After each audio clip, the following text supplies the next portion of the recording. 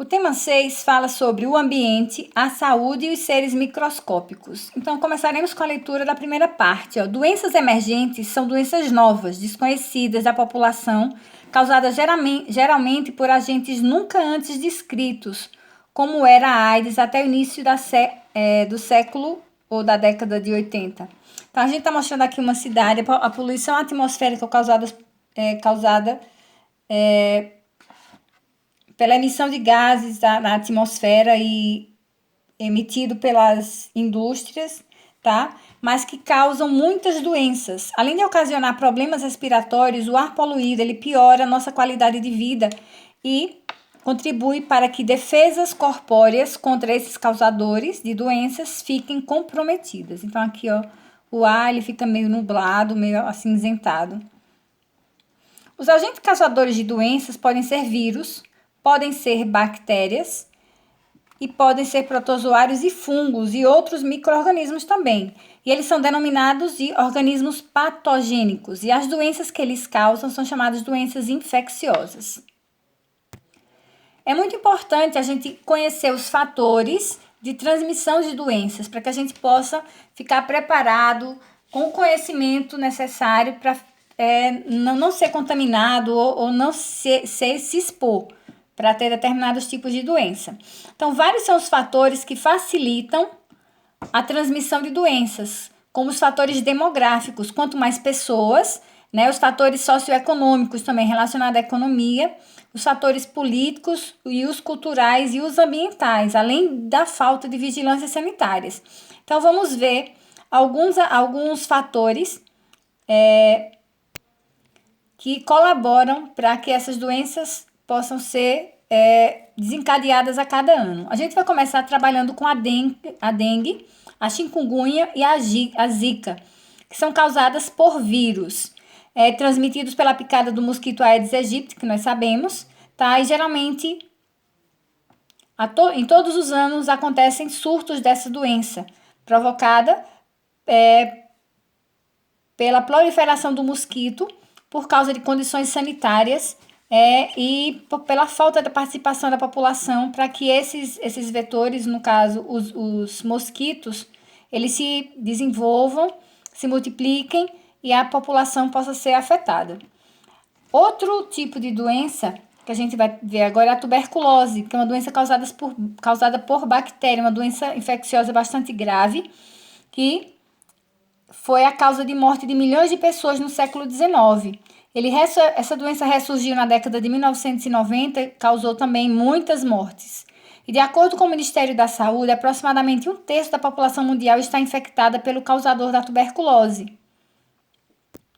Outra doença que causou muitas mortes foi a cólera, atingindo mais de 1 milhão de pessoas, causando 11 mil mortes. É um exemplo de doença bacteriana infecciosa que reaparece em decorrência da falta de saneamento básico e também da deficiência nos programas de saúde pública.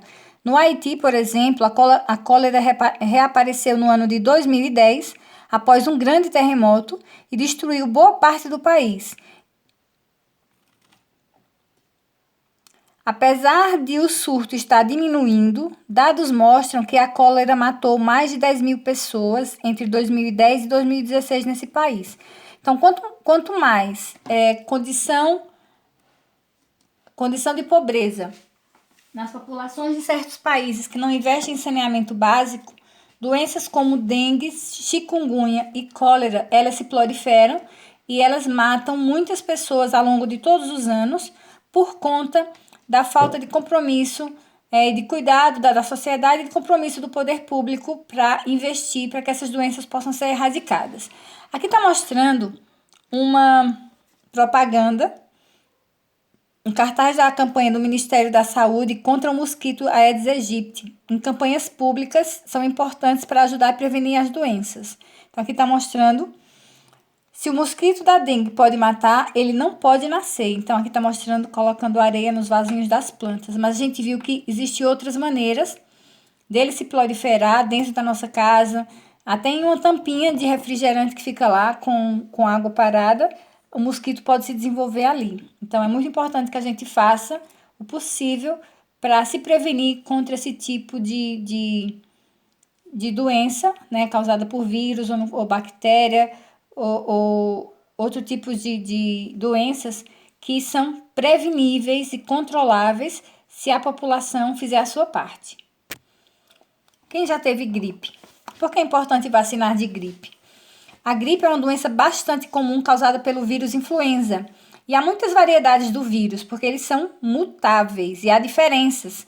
Alguns sintomas são mais brandos, outros são mais graves, tá? E essas gripes que acontecem anualmente, elas têm um poder de morte muito grande, porque elas debilitam pessoas, tá? Que podem levar essa pessoa a perder a sua vida. Então, você já reparou que todos os anos acontece campanha de vacinação contra a gripe? E apesar dessa iniciativa, continuamos sendo infectados pelos vírus dessa doença. Então, é válido perguntar por que vacinar? O vírus da gripe, ele muda constantemente, criando subtipos, que torna a vacina do ano anterior ineficaz a um novo tipo viral. Então, por isso que a cada ano precisa ser renovar a vacina para um novo tipo de vírus, para que o organismo possa ser imunizado. Então, aqui está mostrando uma foto do vírus da gripe, influenza H1N1, que causa a gripe A, tá? E esse vírus aqui, ele matou e ainda mata muitas pessoas todo ano. E essa vacinação é importante nos grupos mais vulneráveis, como gestantes, idosos, crianças de 6 meses a 2 anos de idade e portadores de doenças crônicas. Então, aqui está mostrando também outro cartaz de uma campanha de vacinação do Ministério da Saúde, vacinação contra a gripe, que acontece todos os anos.